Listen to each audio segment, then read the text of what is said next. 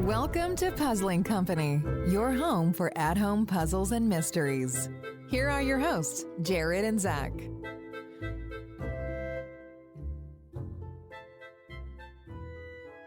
Welcome back to another episode of Puzzling Company. It is your host, Zach, and always with me is... It's Jared. Hi, Jared. How are you? I'm doing pretty good. I'm really excited to talk about the game we're going to be covering today. Like we mentioned at the end of the last episode, by far the game that has taken us the longest to play. Yeah, what was it taking, like 2-3 months? It's taken us a long time. But that's not by any means of the difficulty of this game or even the length of content, but just the unique format in which it exists. That's right. So today we are going to be talking about the Fellowship of Bones from Murders by Mail. I hope you guys like some Sherlock-based content because that's what we're going to be covering. Come to Recon. You can come in your pajamas. You can drink whatever you want. You can eat whatever you want. That's what's so great about Recon being at home this year. RealityEscapeCon.com. If you loved hearing from Silvano from Deckscape, if you loved hearing from Michelle and Yassine from Society of Curiosities, all of these creators are going to be with us talking about some really cool things that they're working through and what's coming in the future. We hope to see you guys at Recon. Man, that's such a good Recon ad. And I don't know if it was me or Jared, but I know we both sound great. You're the ultimate hype man for us. Like anytime there is like humble brag central, that's all you. It's all a joke most of the time, but we got to do it, you know. But welcome back, guys. We are in our first section. This is a part where me and Jared discuss our likes about the game that we are discussing, as well as talk about, in no mean way, kind of rooms for improvement or things that we thought could be better. And like I said, that's no mean diss that the people are not saying, like, we hate the game you made. It is just, we love these games just as much as, you know, everyone else here does, and we want them to be better. So we try to give our opinion on, like, what could potentially improve that. So, Jared, can you tell us a little bit about the Fellowship of Bones by Murders by Mail? Yeah, absolutely. As you mentioned, it is a Sherlock Holmes theme, which is really funny to me that we have somehow avoided, but not intentionally, one of the greatest fictional detectives of all time. Like how has this been our first Sherlock game? Yeah, this is the first one we've ever covered. And I think even just outside of covering Sherlock games, we've only played 2. Yeah. Like out of every game we've played, we've only played 2 that actually had the character of Sherlock Holmes, someone involved in it. And that's mind-boggling to me. I don't know if we just have like a subconscious bias against I love Sherlock Holmes. I know, I do too. I feel like I watch all the shows. But I'm better than him. So you're Moriarty. That's where we're at now. That's correct. But no, getting back to the game, really, really different game for us. A lot of things that we are not accustomed to, and we want to take a good part of this episode to talk about that. But this does follow, and our guest will talk a lot about this today, this does follow in the format of Sherlock Holmes Consulting Detective. So what you're looking at is map, directories, a lot of things that are going to kind of help flesh out this really unique environment of what we're playing. But you are going out, sending out correspondence, getting information via these characters in order to solve the mystery at hand, which is no wonder that this is a murder because we're doing murders by mail. Mm-hmm. So that's kind of the general format of what we're dealing with today. But that's also the first reason that we really love this game. And Zach's going to talk a little bit more about what makes it so unique is the format. Zach, tell us about this format. Yeah, so the format of this game is very different than ones we've played before. How it works is that you are given a bunch of information from Sherlock Holmes himself, as well as other people that are involved in the case, like Mr. Lawson, who's the first person that approaches Mr. Holmes with this case. Basically, you find out that someone has been murdered at the bottom of a basement of this. I think it's like a museum, but they have like a bunch of dinosaur artifacts. It's a society, good Correct, sir. the Royal Society or the Lillian Society. Yeah, there's a big house with a bunch of societies in it. That's all I remember. But yeah, you're trying to solve this murder and try to figure out who did it and why, and kind of find out like who would want to do this anyways. So the fun format of this game is that you have correspondence. So you get some famous characters from the story, as well as one that you maybe do not know. But you get like Dr. Watson. You get to send out and get information. You get Miss Hudson, who is like the care lady / like maid kind of lives with Sherlock, as well as Mr. Wiggins, who is a kind of a younger guy who is working to become a detective with. Yeah, kind of a turn your life around type of character. Correct. Yes. So they're really fun to interact with because they go out and you get to. So you part of this as well as you get to interact with a part online through like the website as well as a texting system. So what you get to do is you would text like, okay, where do we want to send our 3 correspondents? So we look at the map in our book and we go, okay, we want to send one person to Scotland Yard and we want to send another person to the library and we want to send this person to the morgue. And you would be able to move them there and send a text saying, these are the 3 locations we want to go. And then you send it out and 3 days later in the mail, you get a response and it kind of gives you all information of what they learned character wise. And it's important that the character you send impacts the answer you get. And I want to talk about that more when we talk about the characters, but let's talk about the wait. We waited. Yeah, we waited like an average of 3 days per response. It's mind-boggling. Like this whole system, in my opinion, goes against everything that so many people love about puzzle solving, which is that endorphin rush of knowing that you figured it out. Yep. You have to wait. And you have to wait. And so you might be saying, Jared, Zach, you guys are talking about this in the things that you like section. I loved it. Like, I thoroughly enjoyed being able to come back to this game. And I felt quite selfishly like, oh, I got more mail. Like anytime we get something in the mailbox, I'm so excited. Jared's always very excited. I'm always very excited because it's like, ooh, something new to play. But it was enthralling because I wanted to know, did I send them to the right places?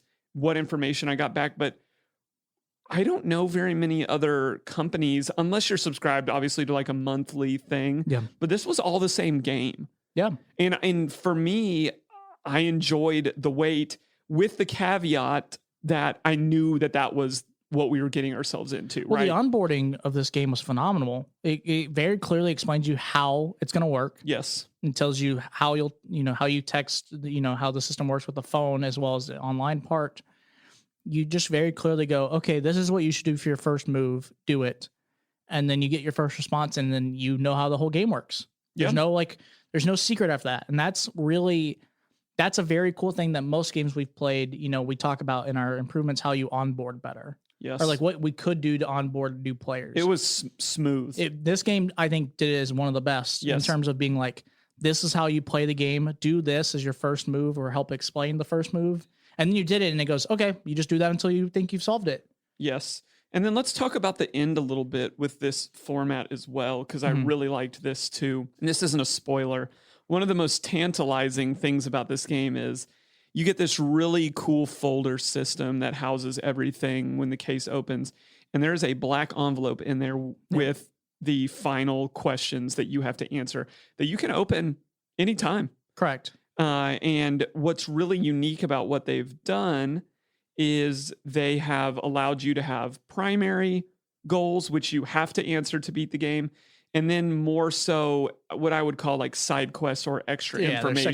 Secondary quests that if you can answer them correctly, that's great. That's like, in our opinion, like maxing out a video game, like 100%ing a video game. Yeah. But if you don't, no worries, like play the main quest, enjoy it at whatever level. So this whole format of sending out people, collecting information, waiting for them to come back, and then just this ending that the whole thing is so different, so unique, and so good. And it was just onboarded so well that it just felt good. Like the whole way through, it just felt good. Yep. The only thing that felt a little off for Zach and I don't think this is either a criticism or a like, is that we played so many games while we were playing this game that here and there we kind of got lost or mixed up a little bit. Yeah, it's hard because you're allowed to take notes and they give you a really nice like part of the back of the folder that lets you record all your notes.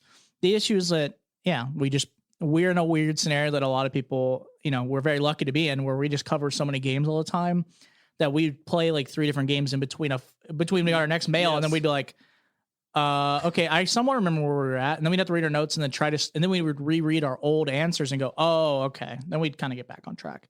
And then at the end, I think we made the connections very clearly at the end of it. Yes. And I think for anybody who does play a lot of games, this will be something that you're playing on the side and enjoying as you will. But we just thought that was an interesting point to bring up, is that we loved everything, but for us it was always like, okay, let's get back in our murders by mail mode.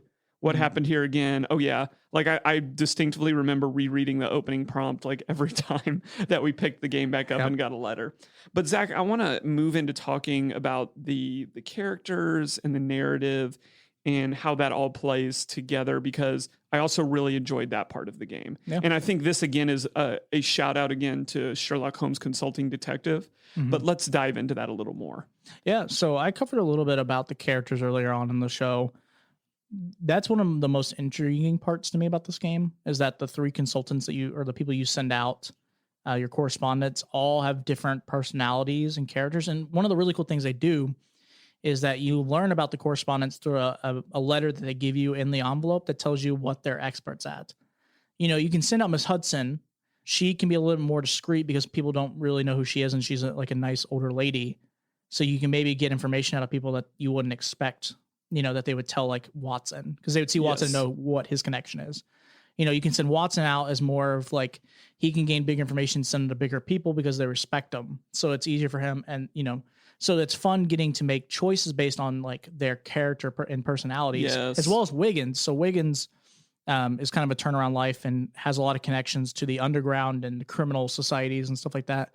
So he's a really fun character that you can send around as well to learn more about certain criminal activities that have been going on, or have connections to like pawn shop owners and a bunch of other things that we learned throughout the game. And that was really fun to, you know, every time we do something, we would figure out where we wanted to go. And we're like, okay, who would we send? You know, and we would discuss for like 5 minutes, like, okay, well, Watson would be best here because we think he would get the best information out of Scotland Yard, you know, or like from the morgue because he's a doctor, you know. And we thought maybe if we sent Miss Hudson to talk to this guy, they would never expect her to. Right. Like, her disarming demeanor would really get us more information. Yeah. Or if we're like, hey, we want to send like a tough guy, we'd send Wiggins. Yes. You know, that was a blast. The other part with the world building is that they just build up London. Like you get to learn more about Sherlock and where he's at. But then as you do the whole case, you learn more about like the Linnean Society, the Royal Society. You learn about that space and like what's all going on there and its problems, as well as when you keep going bigger and bigger, how the world around it is evolving, how these characters all play in with each other, how, you know, the person who died, how they impacted other people's lives around them. Yes. And clearly going to places and seeing that, like going to the theater to see like a girl that he used to talk to and seeing how they interacted and how, you know, but then also how that world built around, or how that environment changed because of that scenario. Or when you go to like the society, the Linnean Society and the Royal Society, all that, how the Burlington House like how that changes. Yes. It was just all very well done. It was really fun to feel like every time we got a response, I felt like I learned more about the environment. Yeah, I would liken it to like open world video games. Like if you like Skyrim or Breath of the Wild, then you're dealing in this massive world. And I don't recall another game that we've played that gave me that sense. Like you have options when you're solving a puzzle, but now I had options where I could go, who I could talk to, who I could send. It was, I don't want to call it daunting. It was enjoyable. Like it gave me freedom to explore. It gave us agency. It was really, really, really cool to have that. And I appreciate that because again, it's world building, it's immersion at home. Mm-hmm. And like you said, I felt like with the characters, we had options. It almost felt like if you've never played like an RPG, this is a great like intro into RPGs. Yeah. If you've never played an open world game, this is a great intro into open world type games because you're dealing with characteristics and space in a way that you're not dealing with in other games. Like I'm looking over here, we still have the Cursed Dollhouse built. That is a world. It was immersive. We fully enjoyed that, but you're living within the confines of that house, which is fine. I'm not making like a value statement about that. But then when you move to something like this, like Murders by Mail, it's like, it's just so wide open. You have all of London. You have all of London to explore. And like you said, it was daunting because one of the things they give you is a directory. And it literally has hundreds of names of people that you could pick any of them. And you can. Like if you wanted to go completely off script, Yeah. and do that. You could, like, it makes me think of a little bit of a Society of Curiosities. Yeah. How you have a lot of freedom in talking with the characters in the game. Like, how great is stuff like that when if you want to be goofy and just send people to nowhere, you can do that. Yeah, and I think our guest talks about it some, but one of the things I remember when we talked to him was how there are people who, like some of the fastest people to beat this game did it in 5 to 7 moves, which is, times you get the mail. And then some people did lots. Yeah. Like they 100%, they got all the information. They went to everyone and did every important place. They did all the side character, like learned every piece of information they could so that they could 100% it. It's really fascinating, really fascinating. But the third thing that I want to talk about that we really liked is what behind the scenes is making this run. Mm-hmm. So you've got to imagine, again, Sherlock Holmes consulting detective. It's a lot taken from then. If you have hundreds of places that you can send people, this directory is huge. Now imagine having an automated system that puts out answers based on which character you send, the degree and the quality of information that you're going to get, and people could get sent anywhere on this map. To me, just from a game creation technology standpoint, the system backing up this game was really cool. Yeah. You get on, you text, you send your people, and then 3 days later in the mail, you're getting something. And unless you're going super off course, it's something that they already have pre-programmed. And you just keep going and going. I was just blown away by how all of that stays in place. And then the fact that, it's not just this one game, but they have 2 or 3 other games that are spitting out the same thing. Like, how unique, how cool is this? And I just think that deserves a shout out because we work with a lot of different formats and systems, the systems behind the games that we run. And this one was just very unique and kind of awe-inspiring to me. What were your thoughts about it? I really liked the system.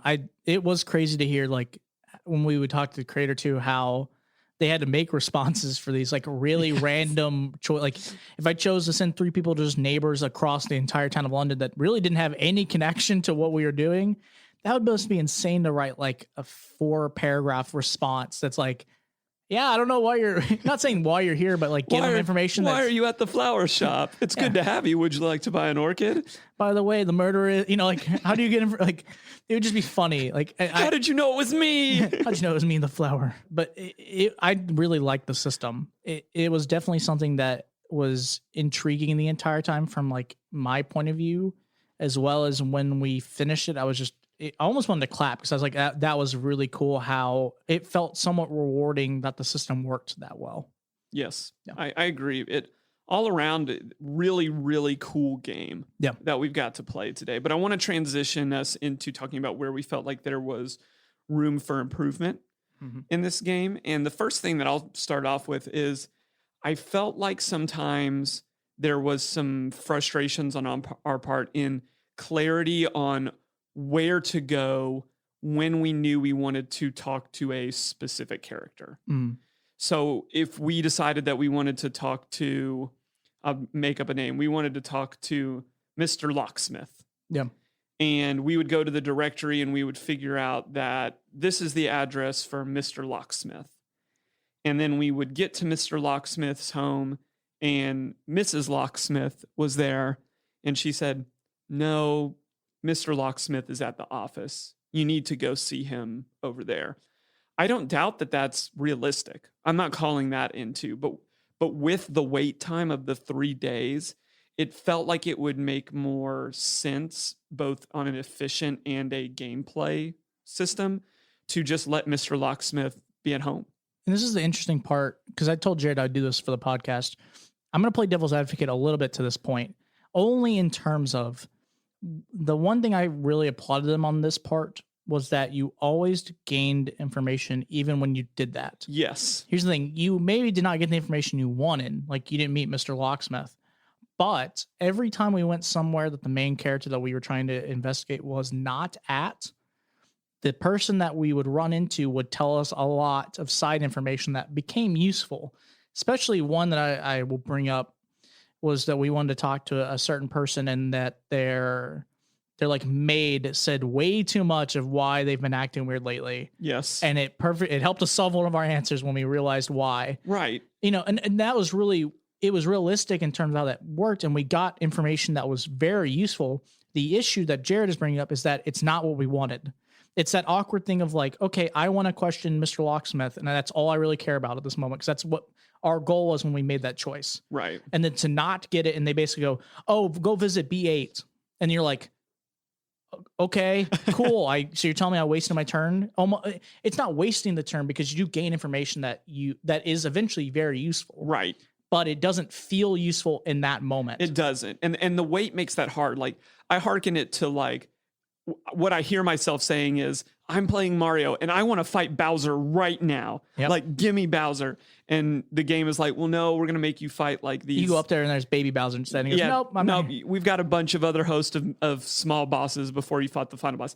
I agree. That's good game design. Yeah. What's difficult is in a Mario or in other games, I can pick up immediately and keep going, right? Yeah. If there's a mini boss that I have to fight, great. I'll fight the mini boss and I'll keep going. I'll keep continuing. It's the intersection of that problem and the wait that was a little difficult, because in Consulting Detective, you could just keep going if you wanted to. There's no wait. Yeah. So that was the only downside of the wait versus the way that the system worked. Mm-hmm. The other thing I want to talk about is where the wait hit us in terms of the payoff of information. And this is kind of like I would call it a point B, is for this style of game, which is, correct me if I'm wrong, 100% deductive reasoning. Yeah. We didn't really flex any other type of puzzle solving muscles here.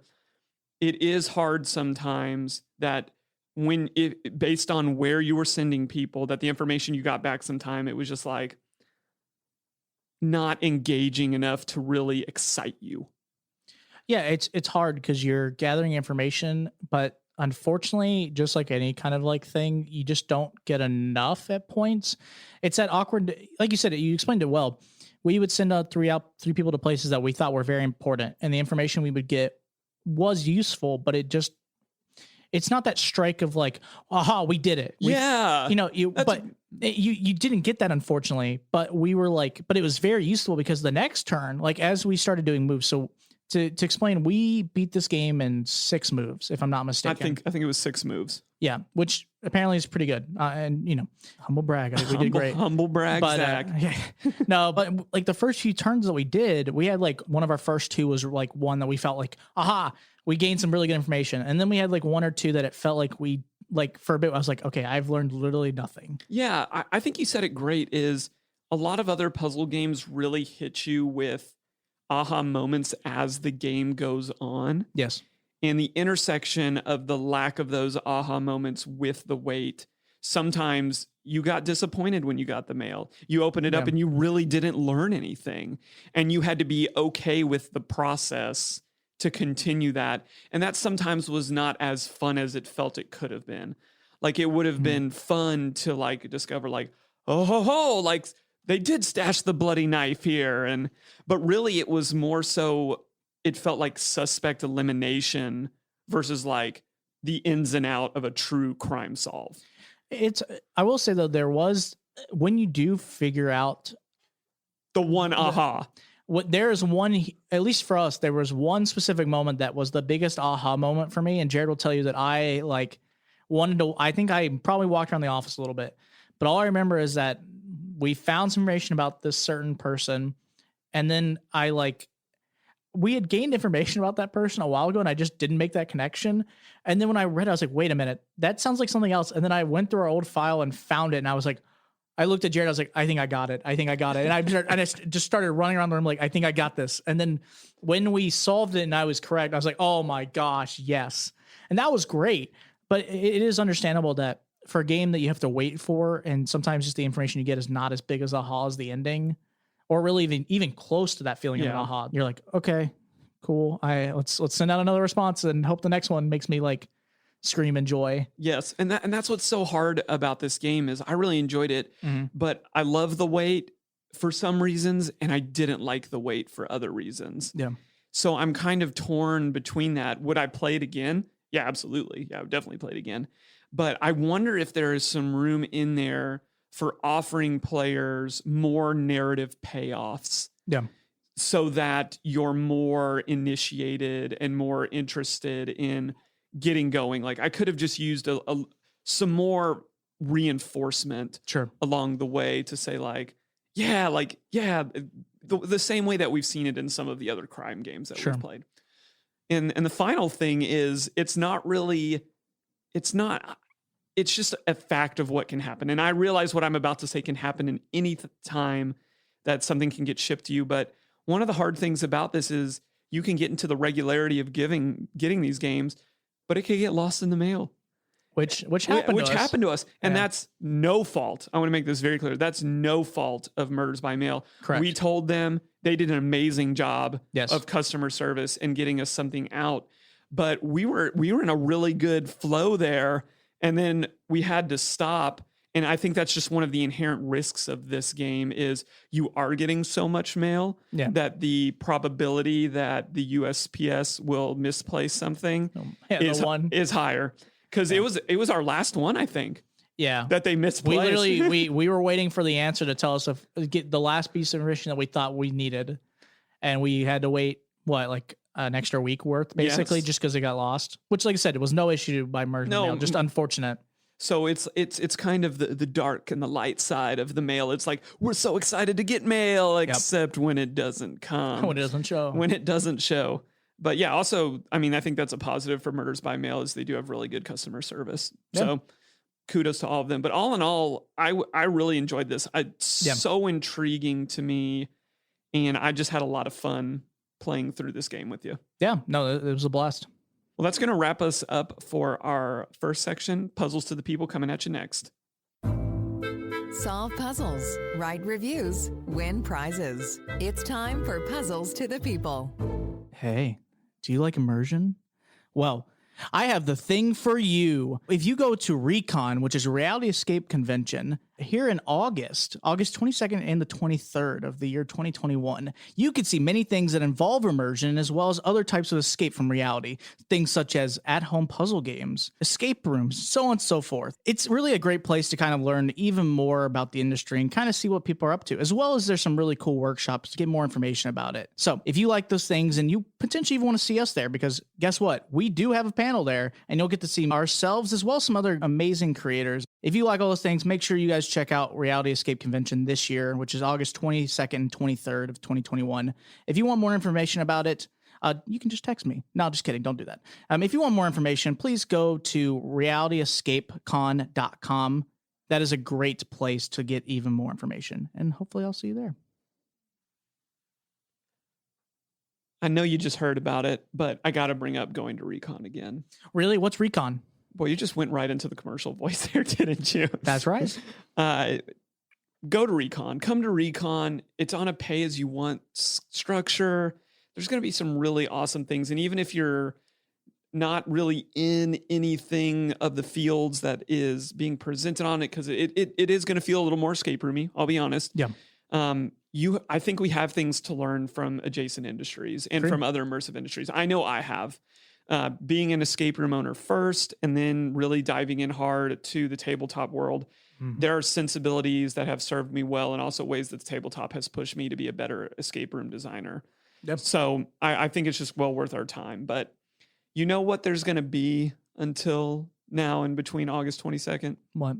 Wait, Zach. There's going to be a wait. What do you mean? I'm talking about wait today, Zach. You understand that I pay to not wait. But in this game, people are paying to wait. And we've talked about that a little. We got into it a little bit at the end of the last section, but I want to dive deeper in talking about waiting because we have played some other games where waiting is a part of the game. Yes. I'll throw out a couple. If you subscribe to something like Scarlet Envelope or Enigma Fellowship, you're waiting between envelopes. Now, those stories are more episodic. Yep. Some of them belong to a longer narrative. Let's go back to box one. Yep. There is a wait in box one. Mm-hmm. How do we feel about that? We listed it as a positive early in the episode. We also said that there were parts of it specifically to this game that felt like they needed a little work. Mm-hmm. But on the whole, how do you feel about waiting in at-home puzzle and mystery games? That's an interesting question, Jared. Jared and I have very different opinions on this, if I remember correctly. I very much am a person that do not enjoy waiting. I love being able to set a certain amount of time to complete a game. Like if that's an hour, hour and a half, 2 hours, whatever the time we need to complete one, I love doing it in that moment. Because I think it's fun to get a story, complete it all then, and then just be done. With games that have more of a like overarching story that goes over a bunch of them, I also like those because then there's always the intrigue of like, I'm waiting for the next one, which that's okay to a degree, but sometimes it's still like, I want to play it now because I want to see what happens next. And that's how I feel in other content too, not even just in like these, but like video games and everything else. Like when I play like World of Warcraft, if I wait a patch and that's 6 months away, if it leaves whatever like narrative on a cliffhanger, I'm like, you tell me I have to wait 6 months to find out what happened to this character? The Avengers must have really destroyed you. When Infinity War ended, yes, because then I had to wait for Endgame, which I had an idea of what would happen, but seeing all those people die was not fun to know that I had to wait a long time to see how they were going to fix it. If it makes you feel any better, I've seen every Lost episode, and I'm still waiting. I know. You'll never get an answer to that. Don't watch the ending because that didn't give you enough of an answer. Not a good one.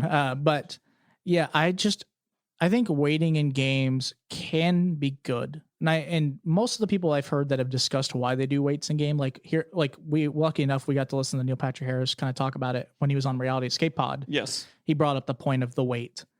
And I really enjoyed it because it was fun hearing him explain why they did it. Right. It was a very intentional decision. Yeah. And that's what I like. The games that explain why they make you wait is fun. Now, if it's a game that I feel like doesn't need the wait, then it feels, for me, I don't enjoy waiting. So then it's like, oh man, like I have to wait like 3 days. Like for this game, honestly, I really enjoyed it, but Jared will tell you my only thing is that the format I found really cool, but I'm just not a wait person.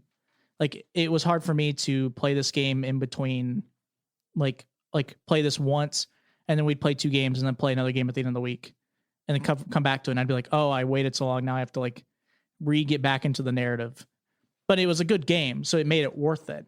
But it's just like, for me, that's a personal thing. Like waiting to do certain content's not my thing. I'd rather just play it all then. Same with like shows. It's hard for me to watch shows at times, and I'm like a binger. Like that's a big thing that's probably related to most people is that you either like watching shows and waiting for the next week, or you're a person that goes, I'm not going to watch it until it all goes on Netflix, and then I'm going to watch all of it at once. Well, for me, it depends. Yeah. Like you and I have talked personally a lot about Loki. Yeah. That just came out, which by the way, if you haven't seen that, Zach and I are both really big fans of that. Even if you're not really into Marvel, I think you could jump all the Marvel shows are great. Yeah, you could jump into Loki with very little research. They do a good job of explaining things. And do a good job. Yeah. But I enjoyed the wait for Loki because the cliffhangers were so enjoyable. Very good storytelling. Very good storytelling. But I agree, other things like when The Office first came out or Parks and Rec came first out, I would watch it episodically week to week, but now having binged it hard, second, third times through, I enjoy that way more. I've watched it 9 times through. Too many times I've watched The Office through. Like that is more engaging to me. Yeah. But in game design, this is where I kind of want to take the conversation. It's so interesting because it feels like your job as a game designer is to create an enjoyable experience. Yes. And we've heard different creators, like you said, Neil Patrick Harris said, well, I wanted to fly in the face of what was expected, and I had a very intentional reason for putting the weight in box 1. Yeah. But I have a reason, but I want to know why you think players hate waiting. Because I would argue, I think a majority of people are like you that would say, I don't play games to wait other than my own time management, right? Like you're not going to sit down and beat a video game that has 80 hours of content in one day. And you realize that, so you have to divide it up. But if you could, you would. So my argument is for things where you aren't controlling the waiting, why do you think we're so against that? And this may be a little philosophical for our show. Interesting. So my thing is I'm a big fan of instant gratification. I like games that I can play or things that I know I can complete and just get it then. The thing with, I think, instant gratification is that you do something that you can complete in a time period or in a place and get it all done. And when I have to wait to get that, it's harder for me to do. I am intrigued to know, what do you think the reason is? So this is super interesting. Very, if you believe in coincidence, very coincidental timing. I was doing some personal development, like online education stuff this morning, and I was learning about focus, was the online course that I was taking about. And what the teacher said is that all of kind of human behavior revolves around the idea of the desire to escape discomfort. Yeah. And that's what, to your point, I think instant gratification does, is in the wait, in the pause, in the quiet, there's a lot of discomfort in that time. And if you're making a game, well, games aren't about discomfort, unless that's your goal, right? Yeah. Like, unless you're trying to create some type of mood or something. But for the most part, you build a game because you want to escape, right? That's what we're all talking about. So waits in games or pauses in games that are outside of the player's control, I think are undesirable for a majority of people because, well, one, they're not playing your game, but two, you're putting them in a space where they're now back in reality and there is discomfort in the wait. Yeah. And let's say Murders by Mail example, if that's the only game you're playing, like if you're only a one game at a person time, you are now forced in that downtime to just sit. You don't have another game to play. Yep. You've got to find something to do for 3 days. Right. You got something to do, sometimes longer, depending on, where business days. Yeah. And business days and holidays and things like that. So I think it's really interesting that I think the reason this is such a big talking point for us is because we're dealing with the intersection of what makes a game good and enjoyable, and then a factor that seems to fly in the face of that. Yeah. Yet I find myself sitting here saying, I enjoyed that about Murders by Mail, but that could be because I had content to fill in the gaps. Yeah. Right. Yeah. So maybe the next time we play Murders by Mail, we don't have a podcast for a month. We literally played nothing else during that time. We literally play nothing else, but it's so engaging. And I think going back to box one, that was my struggle is, hey, I was really enjoying what was going on in box one. It was so different. It was so unique. And then you forced me to take a break, and I didn't like that. Yeah. And maybe that's the other issue here is we've talked about instant gratification, but we haven't talked about control. Yeah. Do you think that could be a factor in why you don't like wait? Because now all of a sudden the game is outside of your doing, bidding, control. Yes. Why is that so bad? You're like almost escaping your normal life when you play games, and you feel like you're in control. Like, because there's a lot of things that are out of your control. So it's nice to have something that you feel like maybe at times everything else in your life or, whatever's going on, you can't control. So it feels like you have something for a certain amount of time that is yours. You control what you do with it. And then when the game goes, aha, you thought you were in control this whole time. Now you must wait 24 hours for you to do the next part. You're like, what? Like, let me do what I want. Like, this is the point I'm doing this. This is for me to do what I want. And that's, I think it's that hard part of you feel like it's yours and you can do whatever you want in it. And then the moment it goes, nope, you got to wait. Yes. You're like, come on, man. Like, let me play what I want. Dang it. Absolutely. And I think there's a lot of power in the wait to be disruptive. Yeah. It felt that way in box one. It felt that way in Murders by Mail. Like, we're going to disrupt what games normally do. Yeah. And it worked. It does work. Yeah. I personally think it works better when you know that that's coming. Yes. Right. That was kind of what we talked about a little bit with box one. We openly have to admit that was done strategically, and to a point, it just didn't land with us. Right. Yeah.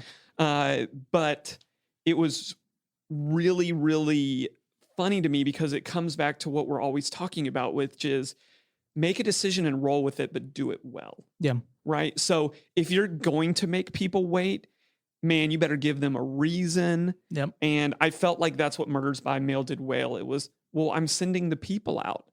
Yeah. This is London in the 1800s. They're not walking there and back and getting all this information, and somebody might do it this day and other people might do it this day. So in terms of the narrative, it felt really authentic. Yes. And in terms of the system that you're using, obviously it's more fun, in my opinion, than if you had just gotten a quick text back. Oh, agreed. For what they've set up. Yeah. But I just think it's so fascinating as we dissect these games and figure out, almost like I said earlier, philosophically, like, why do we like this and why do we not like this? Yeah. And I think the rule of thumb that I would say is weights in games, not the best when it's taken out of the player control, but can be wielded strategically and can be done well, but it's got to be really well thought out and really well implemented. Yeah. Any other thoughts as we conclude our middle section here about waiting in games? You know, I'm not a big fan of waiting, but you know what the one thing I can wait for is? What can you wait for, Zach? Recon. Recon.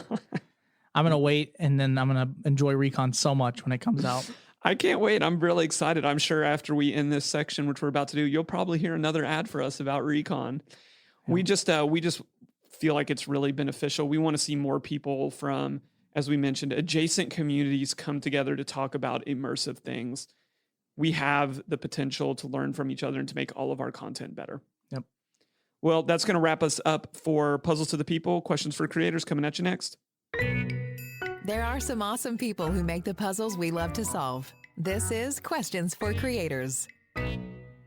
Hey everybody, Jared here from Puzzling Company. If you are not aware yet, the Recon, or the Reality Escape Conference, is coming up August 22nd and 23rd. Well, you're saying to me, you can't go. Nobody can actually get there. It's all online this year. So if you're interested in the tabletop world, in escape rooms, or anything immersive, there's going to be a wide range of awesome speakers, games that you can play, and you can find all the information out about this conference at realityescapecon.com. We're going to be there doing a session. Definitely come check it out. Recon, realityescapecon.com. Welcome back to another episode of Puzzling Company. We are now in the section of the show that is called Questions for Creators. In this section, this is kind of a part where we get to talk to the amazing people who create them. And also we've talked to people who don't create them, but help in the marketing division, all kinds of jobs, distribution. So this is just kind of a great part for us to get to hear from the people who help work on these games and get more of an insight. So Jared, can you tell us a little bit about the person that we're going to have on the show today? Well, I don't want to give away too much because I did enjoy this interview because of everything that we've talked about in the episode, with this just being a really unique game. Mm-hmm. But I will let them introduce themselves. They are just one of the people that are a part of this company that makes the game. They'll talk a little bit about that in the interview, but we always want to make sure we give credit to the entire team and not just the person that we're interviewing. But I say we just hop in and let's get to know them. So tell us who you are, who your company, and give us kind of the story leading up to the creation of Murders by Mail. My name is Jason Camp. I'm a creator and creative. I've been working primarily in marketing, graphic design, web development, that for better part of almost 25 years, which is terrifying to think about. You know, I've always had an interest in, games, whether that's board games, role-playing, video games, whatever. That's sort of always been a passion of mine. I think I was one of the first kids on my block that had an Atari, and that was, not just that I loved it, but then all my friends said, "Oh, this is incredible. We got to play this. Everyone wants this." I was like, "Yeah, this is a cool thing." In any case, with that as a career, really, I have some friends also who are kind of likewise have the same interests, have the same sort of passions and drives. And a friend of mine who wound up being sort of the co-creators, my partner with Murders by Mail, we had been talking. He actually runs a separate business, which is Subscription Box, and he's been really interested in that model. We had sort of simultaneously come across some of the murder products, some of the mystery products. Murder products sounds like a bad idea. But some of the mystery products that are out there, and there's Hunter Killer, there's the individual boxes, there's Mystery Company, all these things. And we got really interested in that, is just, how would you build that and how would you do that? We both have been fans of the board game, quote unquote board game, of Sherlock Holmes Consulting Detective, which is really kind of the origin model for what we're doing. But we said, how would you do this as an ongoing thing? How could you have a multiplayer, multi-user sort of experience? And some of those products are great. The thing we found maybe lacking is some of them are just one-shot experiences. You buy it, you do the mystery, it's done. And it's, one night or a couple nights, and that's it. And some of them, like Hunter Killer, which is remarkably successful, as near as we can tell, there's no actual interaction with you in the game. It's just you get materials, you study them, you make your theories, you figure these things out, and it's sort of this ongoing mystery. And that's cool, but we're used to, tabletop role playing. We're used to things where we want feedback. We want to be able to be part of this story. And so what we sort of built out and kind of reverse engineered out of Consulting Detective is the idea that make it an actual game, give people some agency, give people control. They can't make their own characters, but we can give them, a few choices. We can give them some directions that they can choose, and then basically create a world that they can go and they can run around and explore in. And so, for better or for worse, we have these, incredibly expansive worlds, which are, probably maybe 20% filled out and fleshed out, but a lot of the locations on any given case aren't relevant. So really the core of the mystery is consulted, or is built in before we go. And then we talked about a number of ways to do it. We finally decided on this Kickstarter. We did that first in early 2019 was the first one. And we were sort of trying out a lot of ideas at that point, and some things, obviously through this whole process, there's a lot of lessons learned in terms of how things work and how should work and what's good, what's bad. But we did that. We fulfilled that first Kickstarter on time. And then after about a year of that, we said, we need more content. We need to expand these other things. We had decided early on that, we wanted to do something a little different, not these traditional mysteries. But then at a certain point we said, Sherlock Holmes is really popular. We should probably get a Holmes case. So that was our second Kickstarter, was just for that case. And it did, both Kickstarters did about the same, but we made about the same amount of money. But the popularity, I think, of Holmes was a good symbol. So talk to us about the time in between games. What has the feedback been? So initially, as we talked that out, we had a number of different ideas as to how that fulfillment could work. We initially decided against having an immediate response, as I said, because a lot of the responses would be custom written, at least early on. There'd be a lot of need for, sort of rethinking, re-engineering if we needed to, or altering content. And we didn't want to have to make that so immediate.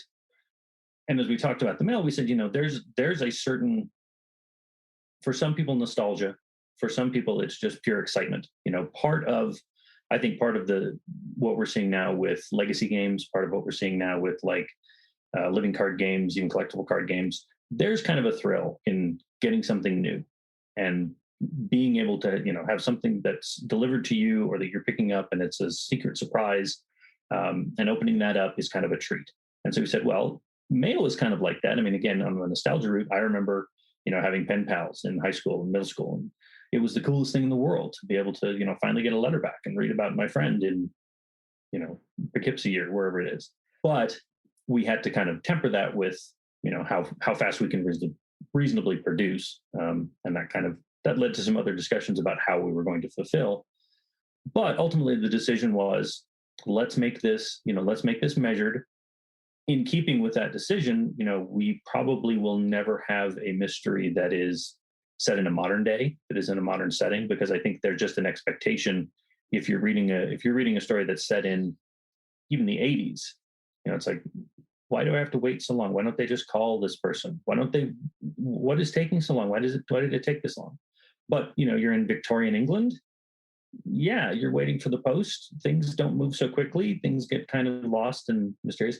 It adds a little bit of ambiguity to the timeline, but mostly that doesn't matter, at least that we found. And in terms of customers, I think most people, we try to make it expressly clear that this is a measured pace. We try to make it clear that if you're signing up for this, you are not going to play this over the course of a weekend or one night or what have you. It's going to be an involvement. It's going to take some time. And I would say for the most part, I think we've only had one or two people who have, we've had someone go missing, a reply go missing. Someone's, the mail hasn't delivered, and they'll contact us and say, can you just email it to me? It's like, well, yes. We're happy to do that if it's been lost and you've been waiting 2 weeks or what have you. But we really don't want to make that the model because that's a much different game. Part of that pace is, is that slow sort of read a bit, make some choices, send them off. And, within a few days, a week, you're going to get your reply and it'll be new information. And hopefully, ideally it points you to some new things, or it gives you new information, or you can say, oh, that guy's suspicious, or that guy can probably cross off my list. And so ultimately it's, it's very much in the model. And I think, again, in our attempt to make it clear, most people have been perfectly fine with it. A lot of people have commented that they're very happy with that pacing, that they don't have to, sit and crunch. We had someone comment that, they didn't like, one thing they didn't like when they had tried Consulting Detective is that if you go off on a tangent and start going to locations that you have a good idea about and they're just not in the book, it's like kind of frustrating. We try to never give you the response of, there's nothing here. If someone goes to a completely random location that has nothing to do with the case, we'll push them back. We can kind of steer them back into the flow. And then that location is covered for the next person that might have that idea. And it also allows us to evolve. And, if someone sends in a location that's interesting, we hadn't considered that might be a good way to conduct the investigation, we can build that in, and it makes the experience richer for, future players, for everyone that's involved. Jason, tell us a little bit about the game and the gameplay, just so that people can determine for themselves if this is a game that they would like to play. So with each of our cases, the structure is very similar. There are different components to each one, depending on the genre and the actual story being told. But you'll receive a case file, which is literally a file with pockets and materials stuffed into it. It'll include a few things every time. There is an introduction to the case, basically a description of what the mystery is. And per the name, it's always a murder, maybe more than one, but you'll be able to read the introduction, whether that's a letter, whether that's, a transcript of someone speaking to a detective, or kind of the core setup of what you're being tasked with solving. And then there's an introduction to the investigators, and each case has 3 investigators. These, in theory, are fairly not stereotypical, but they're meant to kind of represent different aspects of that genre. For instance, in our noir mystery, the lead investigator is a private eye in 1948 Los Angeles, and he used to be a cop, and he was in the army, and he's come back. He's private now, and he's really straightforward, sort of hard-boiled noir gumshoe. The second character is a woman who is a former criminal. She was a former cat burglar, and she's got kind of a little backstory. And there's, each of the investigators kind of has strengths and weaknesses. And, you don't really want to send the ex-con to go talk to policemen. That doesn't give you a lot of information. You can, but, it sort of helps you guide to where you use these. The third is another woman. She's a mechanic. She's built in kind of the model of Rosie the Riveter, of all the women who, stayed home and supported the war effort, that were shop foremen and, did all these other things. But you get introduced to these investigators. And then there's kind of a raft of supplemental material. There's generally a directory with several hundred listings of the city you're in, whether that's Los Angeles or London, or Percosi is a little tiny fictional English town called Bockerley. But that basically contains all the names, all the locations, all the businesses that you might visit. And again, there's hundreds of options there. There's also a rather large map that contains of that city, the location, that has those locations marked. And in that instance, that can be helpful if you're looking, you're going to visit someone near the murder scene and you say, oh, there's a quarry near here and there's limestone on their footprints. We want to check that out. It kind of helps you make visual geographic connections with that. There's also a newspaper clipping typically, or at least a page of newspaper that has typically a story concerning the murder itself, and then other stories which may or may not be connected. As we've developed cases, we're trying to make newspaper articles more connected than not, but we don't want it to be every page is, every article is some specific detail. It seems a little unrealistic there, but there's always going to be little nuggets that if you read through the newspaper page and you come back and at a certain point someone mentions, they saw a man in a tuxedo, and you can say, oh, there was a big, society event that night. Let's talk to someone involved with that. So trying to tie things together, trying to thread things together like that. And then, like I said, in every case, there's some other different sort of pieces. There might be, a note from one of the investigators. There might be a secondary map. The Holmes case has a secondary map because there's a location. The scene of the crime is a fairly large societal place that has a lot of offices and a lot of rooms. And so that's a whole separate indication. So there's a little flyer for that. And then keyly at the end, most importantly, at the end of each one, there's a sealed envelope, which is when you're ready to solve, you open that and it contains basically the questions you will want to know the answers to before you solve. When you're ready to do that, if you look at that, you think, and generally there's 6 or 7 of those. If you look at those and you think, yeah, I got a pretty good idea of what these are, I know what all these are, or you're just ready to go, then you can do the solve experience, which is an online experience. It's a little easier to handle. But in terms of the time commitment, I think it's maybe similar to Hunt a Killer in that you get it, you want to review all the materials, you want to do all the reading, you want to do it and think on it. I think the biggest difference there is that with this, once you're ready, you send in moves. You send in 3 moves, one for each investigator of where they want to go visit or a person they want to talk to. And those are submitted to us. We take those in. We print out reply letters, which are basically 11 by 17 folded and mailed, which has a letter essentially from each investigator to describe what happens at that location, what gets done, what gets discovered. And again, in some cases, locations, we try not to point people into too many dead ends. So you'll generally always get some information, whether that's pushing you back to a path or pushing you along a path. That mail comes back to you within post office willing within a few days, and you get to read that information, review it. Again, when you read the first thing, if you have notes, you can go back, check things off, make comparisons, make connections, and then you make new moves. And then that's just a kind of a rinse and repeat until you're ready to solve. And at that point, that case is finished. So tell us, what is so engaging about the way you deliver the story? I think generally speaking, most good fiction, if not great fiction, is really character driven. You can have an intricate plot and you can have a story that, has a lot of twists and turns or great excitement or great, investment. But ultimately, people are going to be interested in the characters. And if they can invest in the characters, they move forward. This is principally character driven. Yes, we've set up a mystery. Yes, there's all sorts of people that you can talk to and places to visit. But really, we're giving you 3 characters that we hope are engaging and that you can, find some enjoyment in seeing how they experience this world. And I think it's building a story that way, building a story just with the foundation of, hey, here's this plot we've made. Let's throw these characters into it and see how it works. The most entertaining thing, that the feedback we've gotten that's most entertaining is that even though people understand they're having their experience with the game, they've sent their investigators to their chosen places. There's an awareness that other people may have gone different places. Other people may have sent,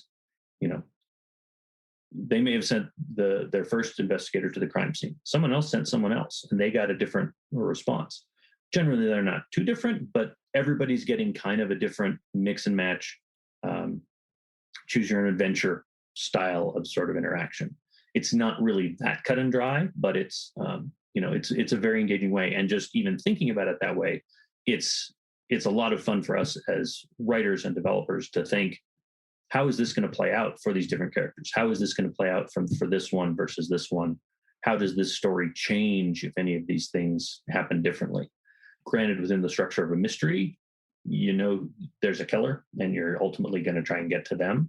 But there's a lot of different ways and a lot of different things that can be done to get them there. One thing that we found is kind of fascinating. We do have some players that sort of sightsee, that maybe want to visit a location that isn't part of the mystery and no part of the mystery has pointed them to, but they're like, I'm in Los Angeles in 1948. I want to go to Don the Beachcomber and check that out. That's fine. And we can almost always try to find a way to give them a little scene and push them back. But we've also had people go in directions to say, I'm going to go to this place, actually have a legitimate, detective style hunch to move location. And it's been really interesting that every now and then we'll get a location and say, why are they going there? Oh, wait, maybe maybe they have gotten a good idea. Okay, that's cool. It's something we didn't even necessarily think of, but knowing the plot, knowing all the working pieces, we can say, okay, this is a great way to do it. And either that opens a new thread that they can follow, or it gets them onto something later and maybe lets them skip steps. It's just really exciting, rewarding. And I wish there was a way for players to know when they've done that, when they've opened up one of those. We've talked about ways we do it, and we're not sure how it would work, but that's really fun. I think that's again. I think any given player could have done that. So it's great. I think as a player to know that they have the agency to do what they want. They have the interaction. They're controlling what they're doing there. With a world this big, it feels like it can be a little bit daunting. Can you talk about the factors that come with building such a large world? We have heard from a few players what you just said, that sometimes it's a little daunting. It's important to note, and I think we've changed our intro flyer, the sort of welcome to the game flyer a few times. There is no way to make a wrong move. There is no way to really go. You can go to a location that isn't really relevant or that won't get you good information, but you're never going to waste a move. You're never going to do something wrong. The biggest key is that certain investigators within each mystery are a little better at certain types of things, and those are all spelled out for you. So again, like I said, if you send the ex-con to talk to the police, they're going to get the sort of bare minimum of information. They're going to move plot forward. They're going to give you information. But if you sent the former police officer to talk to the police, they might get a little extra. They might get something that skips a step or jumps over one connection. So it's things like that. But there's no, it's not wrong or right. It's just, if you've used the right person, you're going to get a little information. You're going to send the doctor to talk to the mortician, you might get more. If you send the auto mechanic, So you can tell us as little or as much as you want, but what's in the future for Murders by Mail? So we're currently working on 3 new cases, 1 case for each of the genres. We've got the 3 genres right now that we'd like to kind of expand on. We have a few other new, entirely different genres that we're looking to expand into, which are all at varying stages of development right now. We know it works. We're trying to get this right, and we're trying to get these to function well. We have a couple other creatives that are interested in getting involved. We have some other writers that are interested in, people that know the genre. We're looking at like a kind of an Arkham Cthulhu style things. We're talking to people that really know that mythos, really are experienced with it. My partner's has been working on a Dracula idea, sort of a post novel experience. Again, everything is sort of set at a certain point in the past, but we're looking at a lot of those things. There's another one there. We have a crazy voodoo swamp idea, which is going to be, which might have some different gameplay things, but really the core of the gameplay, I don't think is going to change too much.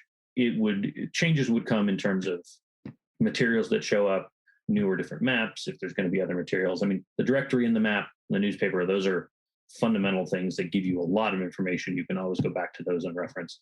So if we come up with another reference point, we've worked at some mini manuals, some like smaller, like a main city directory, but then a smaller directory of, of the secret society or whatever. That's what probably will change. But mostly at this point, we're working on just more content, more avenues for people to explore, because we've had a lot of players who, either on the Kickstarter wanted all 3 cases, or who signed up for one and then went to the next and then went to the next and said, we want more.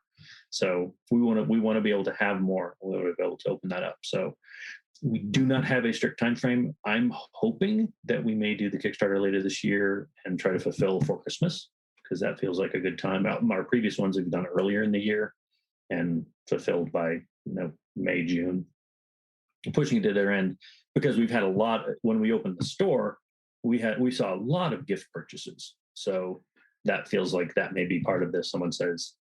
Someone who may not be aware of this, but they can say, oh, my brother-in-law or my buddy is really into Holmes or loves murders or loves noir. This would be a great gift. And so opening that up feels like a good way to sort of branch and grow that audience. We always ask everybody this question, but what else are you playing? Don't limit yourself to just the world that we cover. Books, comics books, video games, movies. What else are you enjoying that you think our listeners should check out as well? First and foremost, I'd probably recommend Sherlock Holmes Consulting Detective.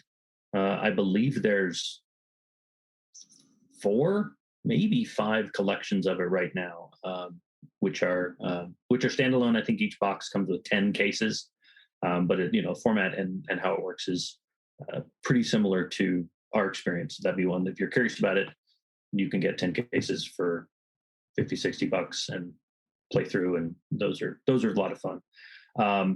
In terms of other board games, I think I have a board game problem. Really, I've only stopped like actively looking and buying new things just because I know I've backed a lot of Kickstarter games, and I think I have this suspicion they're all going to arrive in like September, and it's like I'm going to have like 20 new games.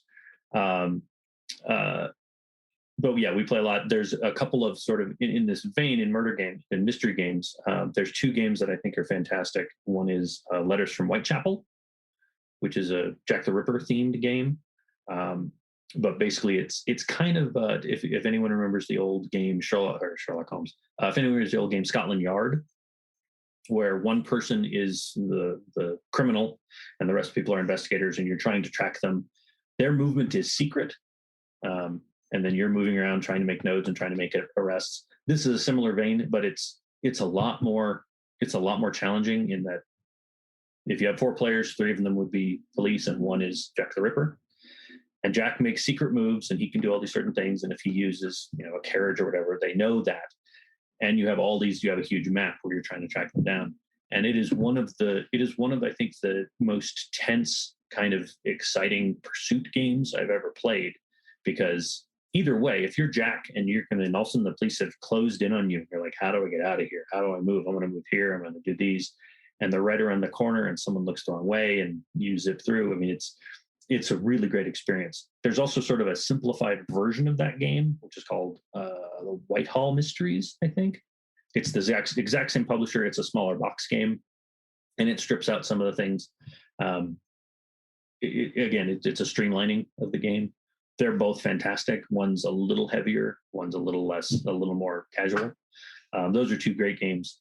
But then in terms of other board games, I play most of them. I think like a lot of people, I got into the hobby with, people who wanted to play Settlers of Catan and some other things. And then that branched off into, Scythe, Gloomhaven, and gosh, there's so many. There's so many. Again, I also am a big video game fan.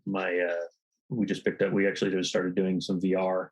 My son wanted an Oculus, so we're doing that, and that's a crazy evolution because some of that is just so immersive and kind of dizzying. And I don't know how you could make something that's really role playy, but I'm sure it's coming because just that environment is, just fascinating. And there's a lot of potential that I don't think people have really begun to understand. Yes, you can have a roller coaster, and yes, you can play Beat Saber or Vacation Simulator or what all those things are. But I think there's some more depth. There's a lot more to be plumbed there because it's such a new space. Jason, we just want to say thank you so much for coming on the show with us. Thank you. We appreciate the opportunity to get to play your game and are looking forward to trying out some more in the future for future episodes. But if you want to play Murders by Mail, which we think you should, you can just go to murdersbymail.com. Mm-hmm. They've got cases, like Jason said, out. They've got more coming out.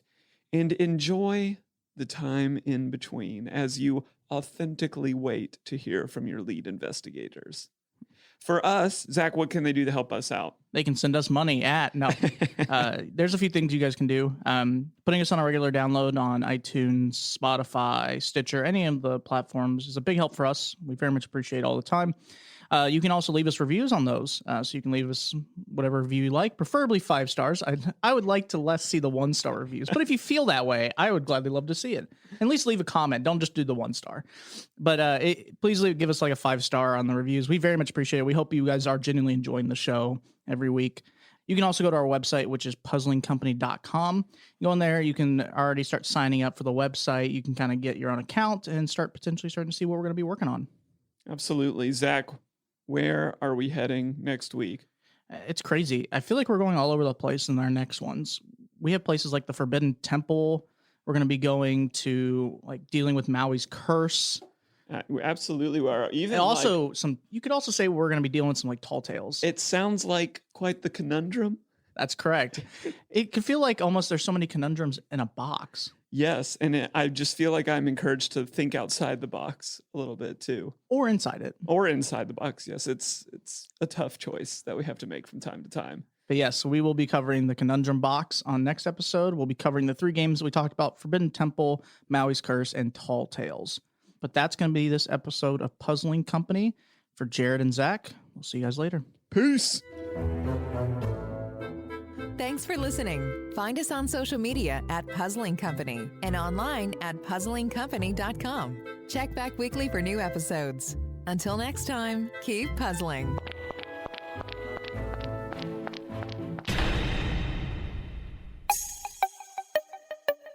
This has been a Rogue Media podcast.